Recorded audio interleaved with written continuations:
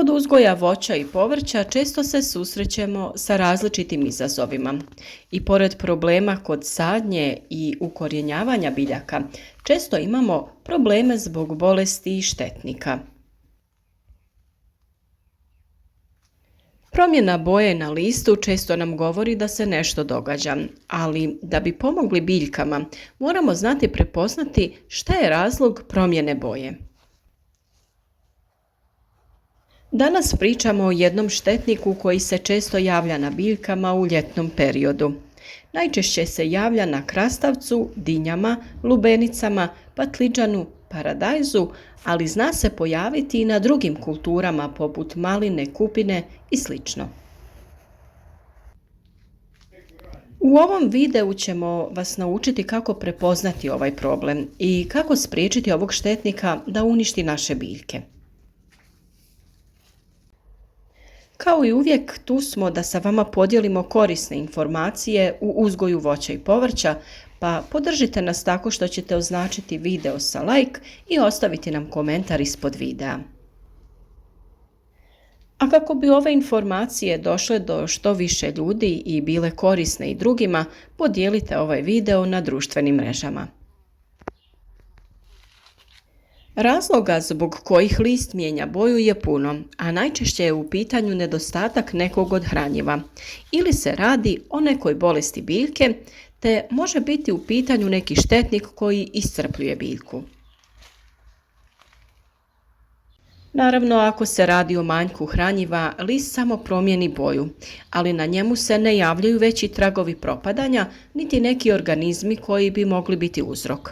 U tom slučaju, adekvatnom prihranom biljke rješavamo taj problem. Ako se radi o bolesti, najčešće je u pitanju gljivično oboljenje koje možemo prepoznati često kao pojavu plijesni, uslijed čega list ili dio lista odumire. U tom slučaju biljke štitimo sa preparatima koji sprječavaju razvoj gljivica poput sode bikarbone, nim ulja ili nekog od fungicida. Na vama je da odaberete koji preparat ćete koristiti. Na našem kanalu možete pronaći videe u kojima je opisan način borbe protiv bolesti na biljkama, pa ih možete potražiti. Treći razlog zbog kojeg listovi na biljci mijenjaju boju je pojava štetnika, odnosno insekata. Ovdje se može raditi o više različitih insekata koji napadaju biljke i iscrpljuju ih, pri čemu one slabe, a list mijenja boju. Često te štetnike možemo naći na biljkama i u tom slučaju možemo prepoznati o kojim štetnicima se radi. Nakon što ih identificiramo, možemo zaštititi biljke od njih. Međutim, problem se javlja kada golim okom ne možemo vidjeti, a naročito prepoznati o kojem štetniku se radi. Zbog toga trebamo biti oprezni i vršiti kontrolu zaraženosti naših biljaka. Ljetni period i velike temperature dovode do pojave grinja koje predstavljaju jako opasnog štetnika. Vrlo su opasne za biljke i brzo se šire, a često ih kasno uočavamo. Osim toga, velik problem je što se najčešće javljaju u vrijeme berbe plodova. Naravno da niko ne želi plodove koji su tretirani nekim hemijskim preparatom. Zbog toga se, kao i kod drugih štetnika i oboljenja, borimo preventivno. Ako je godina uzgoja sa nižim temperaturama, manja je vjerovatnost da će se pojaviti i razmnožiti, ali ako su temperature visoke, tada treba biti oprezan. Samu kontrolu koncentracije ovih štetnika treba pratiti i naravno reagirati na vrijeme. Sada se postavlja pitanje kako ih uočiti. Samo uočavanje ovih štetnika je teže ako smo slabijeg vida, ali postoje načini da si pomognemo. Ako uzmemo neku lupu, povećalo ili pomoću mobitela uvećamo površinu lista, uočiti ćemo tragove štetnika. Da su listovi zaraženi grinjama također možemo primijetiti tako što prvo uočavamo jako sitnu paučinu. Ako list gledamo sa veće udaljenosti, to ne vidimo. Međutim, ako se približimo ili uvećamo, uočiti ćemo tanke niti. Isto se nažalost događa i na drugom povrću, naročito ako su biljke sađene u blizini jedna drugoj. Štetnik se vrlo brzo širi. Da bi bili sigurni o čemu se radi, treba uraditi test. To radimo jednostavno pomoću čistog bijelog papira. Izaberemo jedan sumnjivi list i testiramo da li na njemu imamo štetnika. Budući da su u blizini i druge biljke, testirati ćemo ih sve. Izaberite listove koji su počeli mijenjati boju. Lagano otresite list ili nekoliko puta zamahnite listom po papiru. Golim okom se opet teško vide štetnici, međutim ako se zagledate malo bolje, vidjeti ćete jako sitne tačkice koje se kreću po papiru. Da, ta mala tačkica pravi nam velike probleme na biljkama. U odnosu na zrno graha, veličina grinje je jako mala, pa nije ni čudno što ih teško uočavamo. Vrlo su živahne i vjerovatno se zbog toga jako brzo šire po vrtu ili plantaži.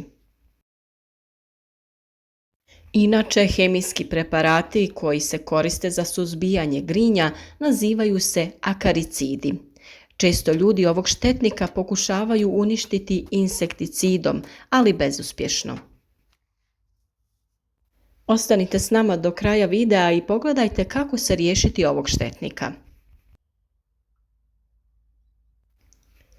Mi to radimo ekološkim preparatima, a ukoliko vi želite koristiti hemijsko sredstvo za ovog štetnika, tada upotrijebite akaricid Vertimek u koncentraciji od 7 ml na 10 litara vode.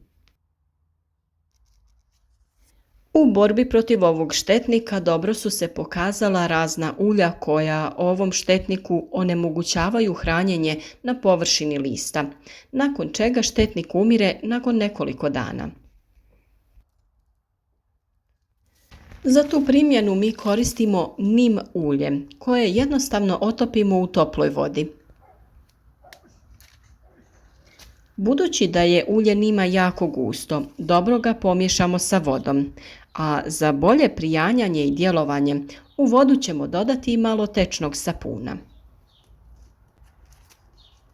Za vrijeme dok radimo tretman ovim preparatom potrebno ga je stalno miješati.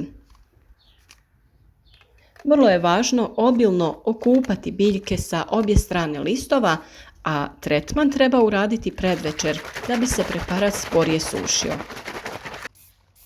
Naravno, nijedan preparat koji se prska po listovima biljaka nije dobro koristiti za vrijeme jakog sunca, pa to treba odraditi ili rano ujutro ili predvečer. Već sljedeći dan možemo uočiti promjene na listovima, a nakon nekoliko dana i novi list će nastaviti sa rastom, a biljka sa daljnjim razvojem.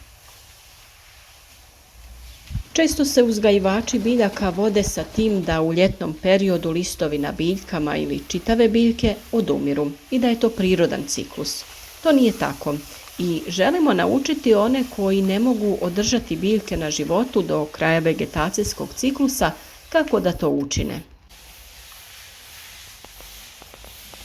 Kraj vegetacijskog ciklusa najčešće dolazi sa padom temperatura, ali većina biljaka i nakon berbe treba da i dalje daje plodove. Neki od primjera su paradajz, paprika, lubenica, dinje, krastavci i još puno povrća. Upravo zbog toga ne trebamo rano odustajati od naših biljaka, već trebamo pomoći im da se izbore sa štetnicima i bolestima, a one će nam se odužiti ukusnim plodovima. Ipak tek smo na pola ljeta i naše biljke treba da budu u najboljoj kondiciji za davanje plodova. Zaštitimo ih od štetnika i bolesti i produžimo sezonu berbe. Zahvaljujemo se svim vjernim pratiteljima kanala koji nas podržavaju u našoj misiji i koji su u stvari dio tima, koji za cilj ima prenijeti znanje o uzgoju voća i povrća na što više ljudi, da bi se čovjek vratio prirodi tamo gdje i pripada.